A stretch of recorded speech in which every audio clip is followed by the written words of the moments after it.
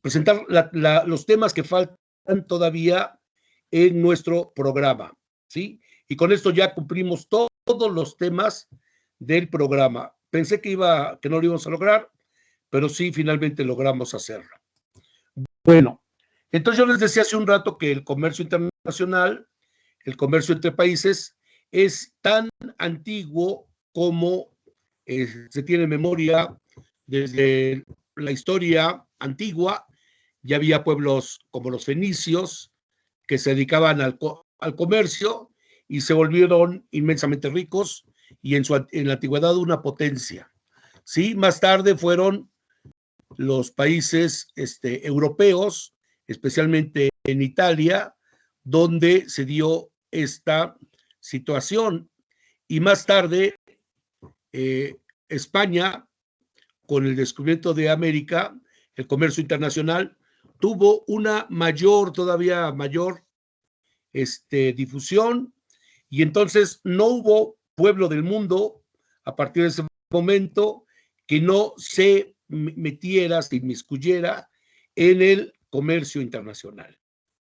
Al respecto, ha habido muchas teorías y esas teorías vienen desde la época de la economía política clásica. Adam Smith, ¿sí? Bueno, el punto de partida de la teoría del comercio internacional es que existen dos países que intercambian mercancías, el país A y el país B. Entonces, primero, si un país le compra mercancías al otro, es porque no tiene ese tipo de mercancías en su país. Hay una carencia de esta mercancía, ¿sí?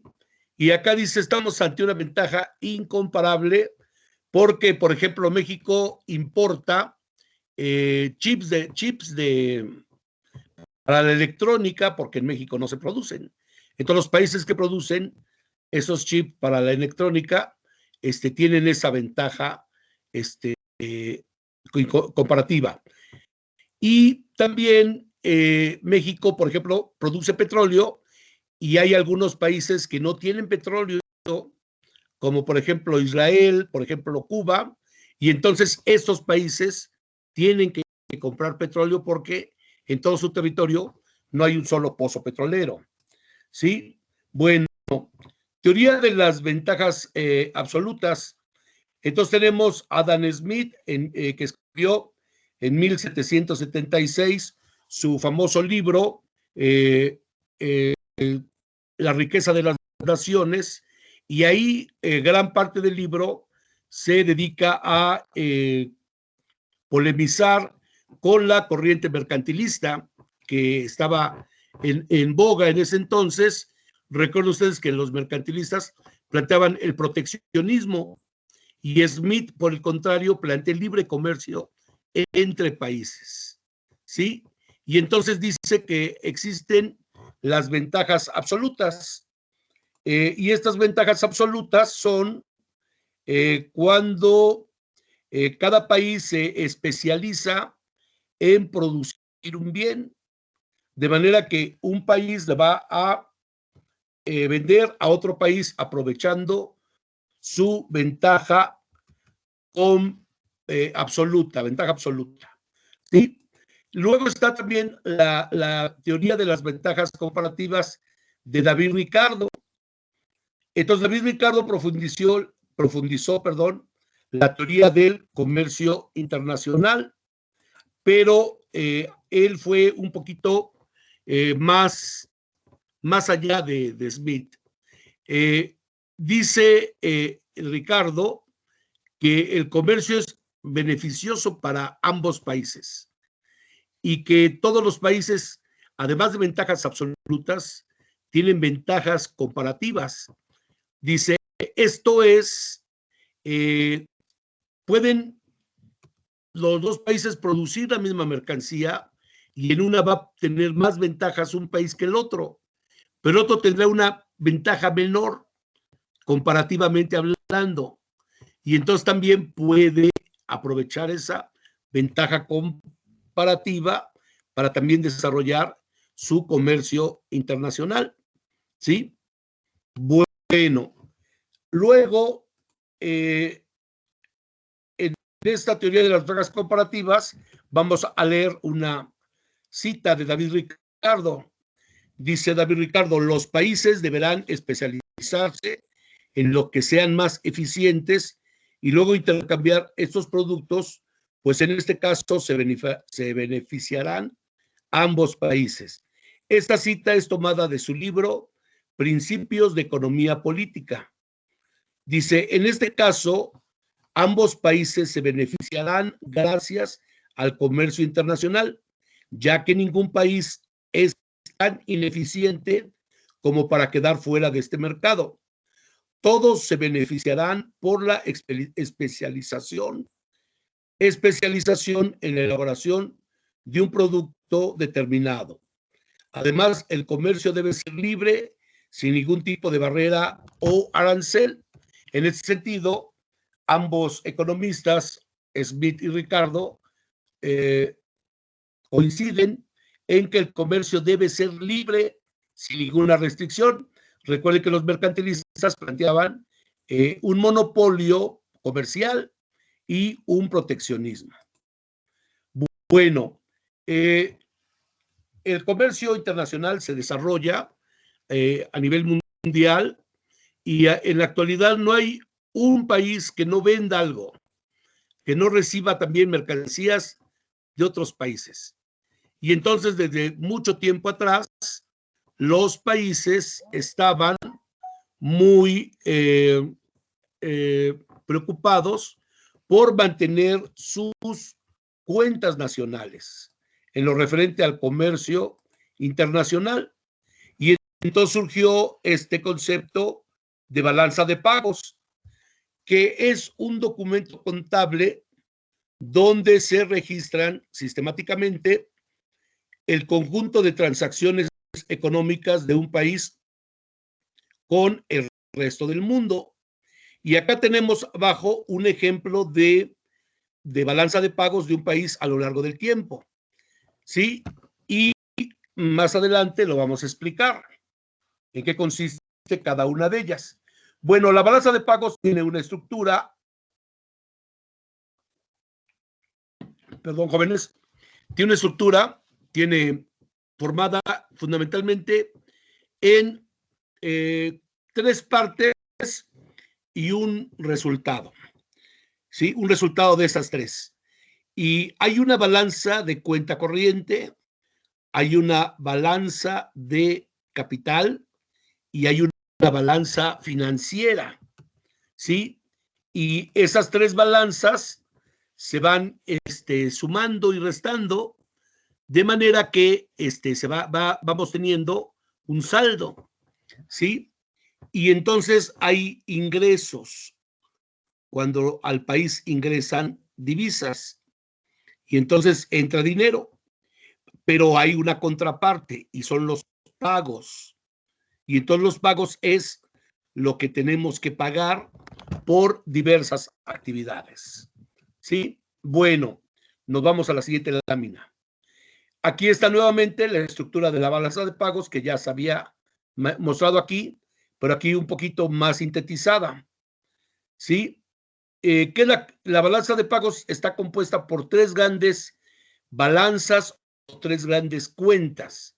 La cuenta corriente, la cuenta de capital y la cuenta financiera. Ahora veamos esta cuenta, la cuenta corriente, y se llama balanza de cuenta corriente y está compuesta por la balanza comercial, que ahorita decimos lo que es, está compuesta por la balanza de servicios y la balanza de transferencias. Entonces, toda esta balanza de cuenta corriente registra compras y ventas de bienes y servicios, además de transferencias unilaterales. Entonces, tenemos esta balanza comercial, es las exportaciones menos las importaciones de bienes corrientes, de mercancías, pero también servicios. Hay venta de servicios y entrada de servicios, ¿sí? Y esta sería la balanza de servicios. Y la siguiente es la balanza de transferencias. ¿Qué son las transferencias? Son las entradas de dinero o salidas también de dinero que no recibe ninguna contraprestación, ¿sí? Por ejemplo, es lo contrario a cuando se vende un bien al extranjero, sale un bien y regresa dinero. En el caso de las transferencias, ingresa dinero, pero no sale ningún bien. El caso más claro es el de los braceros, que mandan divisas, mandan dinero, se llaman remesas, ¿sí? Del extranjero, le mandan a sus familiares, esposa, madres, etcétera, y llega ese dinero, es una transferencia. También luego, cuando hay un sismo, un desastre, la Cruz Roja y otras organizaciones mandan donaciones. Y al revés, también nuestro país hace donaciones. Hay también algunos extranjeros que viven en México y le mandan dinero a sus familiares. Bueno, entonces esa es la primera balanza comercial. Vamos a la balanza de capital. Y la balanza de capital es otro concepto en el cual son las inversiones. Cuando una empresa extranjera llega al país, entonces trae dólares, va a comprar maquinaria, va a poner, va a contratar trabajadores, etcétera, ¿sí? Y también hay inversiones, esa es inversión extranjera directa, cuando las empresas llegan y se instalan.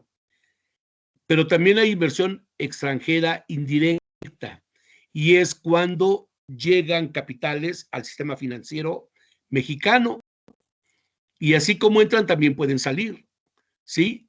Y entonces, esa es la entrada. Y las salidas es inversión nacional directa, porque también hay empresas mexicanas en el extranjero. Por ejemplo, Bimbo es una empresa mexicana y tiene empresas en Perú, en Estados Unidos, ¿sí? Y hay otras empresas mexicanas que están en el extranjero, especialmente en Estados Unidos, ¿sí? Bueno, y entonces también cuando México manda dinero, mexicanos, ¿no? Depositan e invierten su dinero en el extranjero, son salidas, ¿sí? Y también las salidas es cuando se pagan alguna deuda de capitales, se manda dinero hacia afuera. Total, las entradas menos las salidas nos da el saldo de cuenta de capital, ¿sí? Lo idóneo es que este saldo de cuenta de capital sea positivo. Bueno, y nos falta la balanza financiera, ¿sí? Dice, en la cuenta financiera se registran las variaciones de pasivos financieros y las variaciones de activos financieros. Un pasivo financiero es cuando entra dinero y ese dinero es prestado, lo debemos. Todo lo que debemos se llama pasivo. Y por el contrario, cuando nosotros invertimos en algo, en dinero, se llama activo, ¿sí? Dice, las operaciones documentadas en instrumentos financieros entre ciudadanos de distintos países que representan el mantenimiento de la riqueza frente al exterior o deuda de un país frente a otros, ¿sí? Y entonces, toda la cuenta financiera es lo relativo al dinero, ¿sí? Al dinero, el dinero que entra y el dinero que sale, dinero como préstamo, dinero como inversión, etcétera, ¿sí? Y entonces acá tenemos la cuenta financiera, que está formada por inversión directa e inversión de cartera, ¿sí? Bueno, muy bien. Entonces ya tenemos los tres movimientos de la balanza de pagos, y entonces por último, sumando todos las tres balanzas, queda una reserva nacional. Debe formarse una reserva nacional. Entonces, quien guarda ese dinero, que son divisas, son divisas extranjeras, dólares, euros, libras, y también lingotes de oro, monedas de oro, es el Banco Central, es el guardián de la Reserva Nacional. Y esa Reserva Nacional es un respaldo de nuestro país para las importaciones y las deudas que tenemos en capitales con el resto del mundo, ¿sí? En época de especulación, los especuladores vacían la Reserva Nacional porque sacan dólares y crean un gran caos económico. Bueno, dice, activos de reserva sería la cuarta parte que forma la balanza de pagos. Dice, en esta balanza se incluye también la variación de reserva internacional o las transacciones en activos de reserva, que son activos de reconocimiento universal. Ya les decía hace un rato, el oro, los derechos especiales de giro. ¿Qué son estos? Son todos los bonos que el Fondo Monetario Internacional le da a sus miembros, a sus países miembros, porque cada país miembro paga una cuota anual por ser miembro del Fondo Monetario Internacional. El Fondo Monetario Internacional es un fondo de dinero de todos los países y mientras no lo ocupen, les dan los famosos derechos especiales de giro, ¿verdad? Estos activos pueden servir para compensar los desequilibrios de la balanza de pagos, ¿sí? Cuando hay un gran desequilibrio, entonces hay que pagar y entonces sale ahí la reserva a pagar lo que se debe. O para regular su magnitud por medio de intervenciones en los mercados de cambio. Lo que decía yo hace un rato, también respalda las divisas que entran en circulación al país, porque luego entran dólares y dicen, cámbiame mis dólares por pesos. Y entonces ahí tienen que sacar esos dólares, ¿sí? Y entonces esos movimientos con las divisas los respalda el Banco de México. Imagínense todo lo que respalda, son miles de millones de dólares, ¿sí? Se anotarán en variación de activos con signo positivo cuando la reserva se incrementa y negativo cuando se produzca una reducción de los mismos. Bueno, entonces estas son las principales teorías del comercio internacional y de ellos todos los países registran los movimientos que hacen dentro del comercio internacional, que son muchos, y se presentan en una balanza de pagos. Y vean aquí lo que decíamos hace un rato, ¿sí? Acá en este ejemplo, ¿sí? Cuando el saldo es positivo, entonces las cuentas están por arriba del cero, pero cuando es negativo están por abajo del cero. Entonces, cuando hay más entradas y salidas de dinero, hay un superávit y está arriba del cero. Y cuando se compra más o entra o salen más dinero, se llama déficit, ¿sí? Y entonces todo esto lo registra la balanza de pagos. Bueno, muy bien. Continuamos. Y entonces ahora pasamos al tipo de cambio, que además con esto sería el quinto indicador macroeconómico que estudia, valga la redundancia, la macroeconomía. Recordemos, el primer indicador es el PIB, el segundo es el empleo y el desempleo, el tercero, la tasa de inflación, el cuarto, la tasa de interés que vimos en otro video, y el quinto es el tipo de cambio. Y con este tema terminamos también las 5 variables macroeconómicas. Bueno, tipo de cambio, acá tienen la definición y la vamos a leer. Dice, el tipo de cambio es el precio en moneda nacional de una moneda extranjera, ¿sí? Y entonces, por lo tanto, cuando hablamos, ¿cuál es el precio del dólar? Decimos 20 pesos. Y entonces estamos diciendo el tipo de cambio. El precio del dólar, 20 pesos.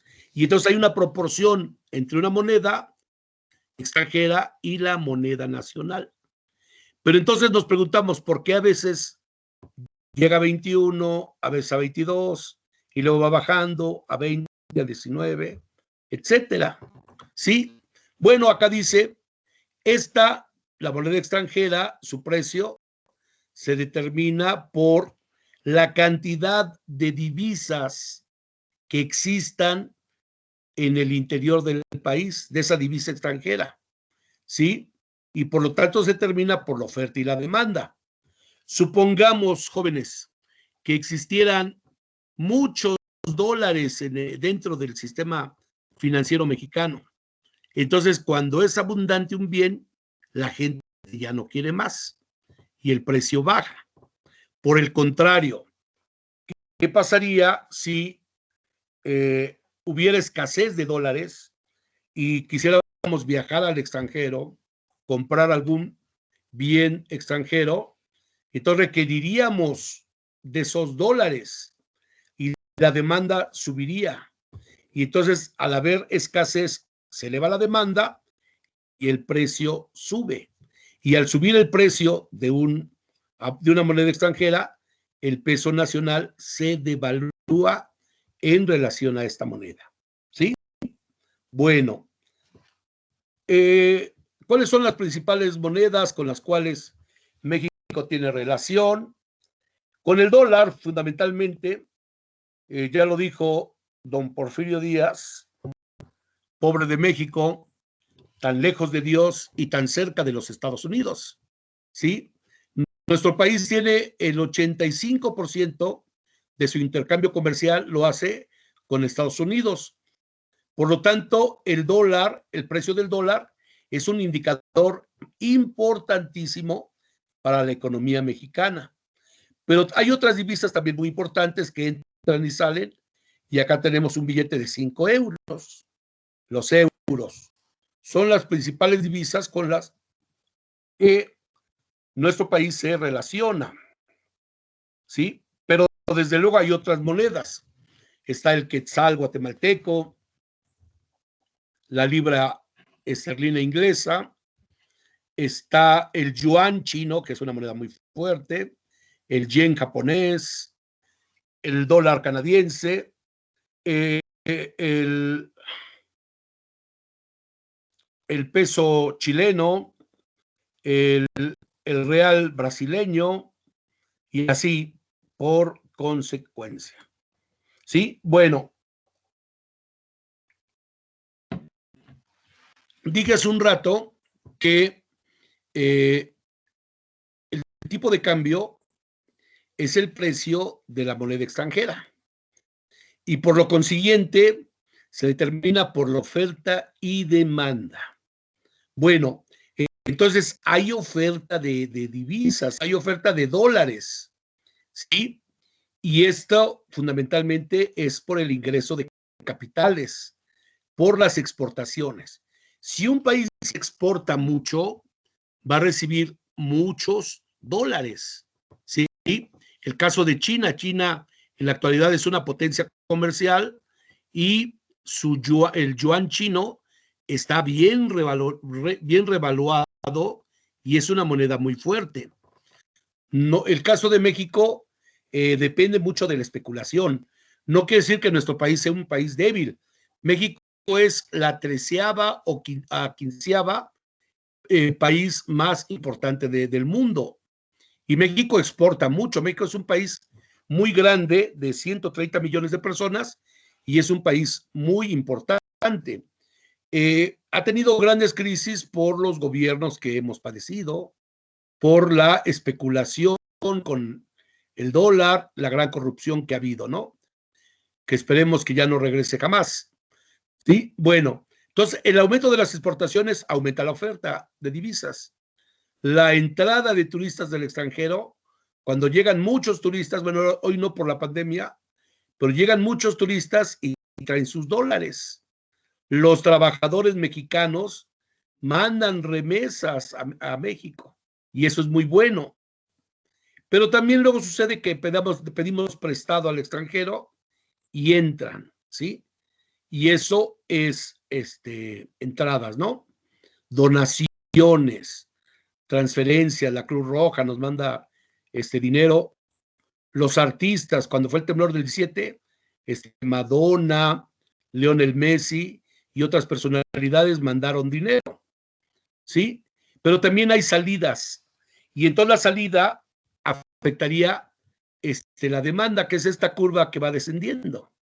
La que dijimos anteriormente es la oferta, va aumentando.